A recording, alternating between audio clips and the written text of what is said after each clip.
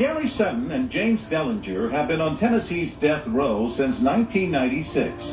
Police say they killed their friend Tommy Griffin here at the swimming hole with a shotgun back in 1992 after bailing him out of jail on a Friday night. Why would they bail him out of jail and then kill him? That was a question we asked. Former defense lawyers F.D. Gibson and Eugene Dixon said their clients had been in trouble with the law before. James Dellinger, your client, he wasn't an angel. Oh, no. Capable of murder? When you look at his history, he was a roughneck, but crimes of violence were not in his background. And they weren't in the background of Gary Sutton either. Like the case of James Suttle, the evidence against Dellinger and Sutton was almost entirely circumstantial. Was there any evidence tying Mr. Sutton to this murder? There's no physical evidence. There's no fingerprints. They found no ballistics. No gun, no weapon. No weapon? No witnesses. No witnesses. No motive. No motive. As a matter of fact, that was one of our strong arguments. Mr. Sutton had no motive because he was this Mr. Griffin and he were like brothers. And like the case of James Suttle, everything hinged on the time of death. The prosecution's case depended on this murder occurring Friday night. That's correct.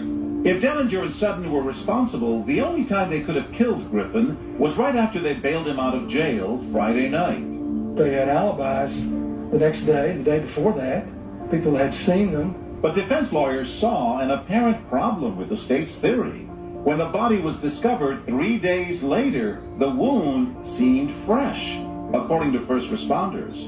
And in the crime scene photos, you still see the blood, Yes. red and fresh. The body would be dead 3 days, it'd be dried up and, caked.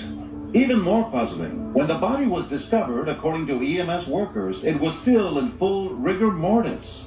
They got picked up, they said he was so stiff they couldn't get him in the ambulance. Rigor mortis is a stiffening of the body that begins after death and then gradually goes away. Forensic expert Bill Bass explains.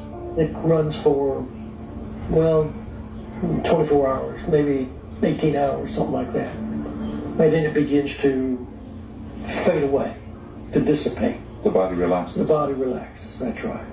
For the defense lawyers, the fact that Griffin was still in full rigor mortis 3 days after he was supposedly killed completely exonerated their clients. They said he was so stiff that they didn't get him on the stretcher.